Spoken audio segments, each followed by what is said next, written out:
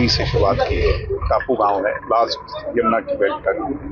और बड़ी गर्मजोशी से यहाँ के युवा साथियों ने हम सब कार्यकर्ताओं का स्वागत किया और अब गांव के हमारे बड़े बुजुर्गों ने यहाँ बड़ी सभा करवा दी। ये प्रदेश के अंदर, पूरे प्रदेश के अंदर जो एक अभियान हमने छिड़ा हुआ है, उसके तहत आज ये 13वां जिला है करनाल, जिसके अंदर हम आए हैं। और इसी तरीके से अगले 2 दिन हम कल कुरुक्षेत्र और फिर यमुनानगर जाएंगे।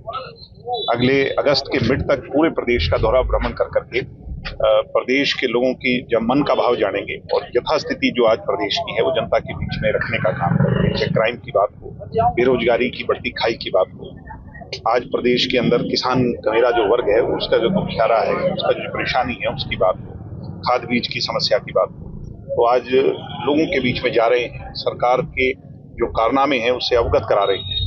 लोग दुखी हैं इस प्रदेश की सरकार से और लोग संगठित होकर के बीजेपी से लड़ना चाहते हैं।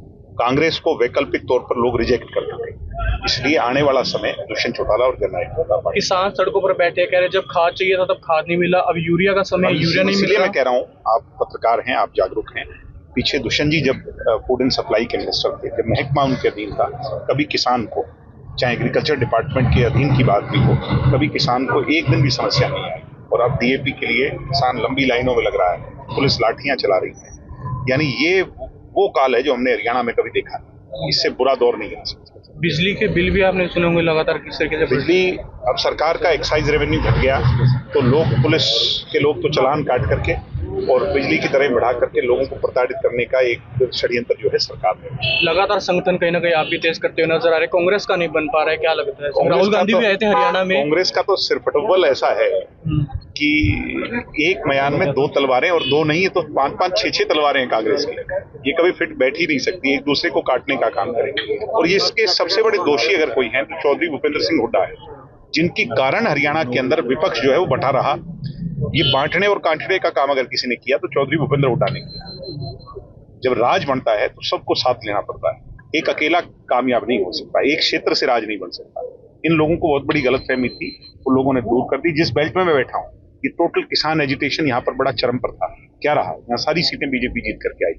क्यों जीत करके आई? क्योंकि इनकी आपस की लड़ाई, इन फाइटिंग, लोगों ने वोट बहुत दिए फिर भी नहीं जीत।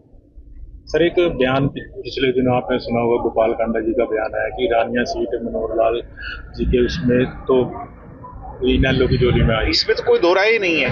ये तो प्रदेश का बच्चा कह रहा है कि जहां एक तरफ चौधरी भूपेंद्र हुड्डा ने बीजेपी के इशारों पर काम किया, वहीं आप ये देखो कि सिरसा की सीट पर गोपाल कांडा जी के सामने किसी कैंडिडेट को फाइल नहीं किया गया।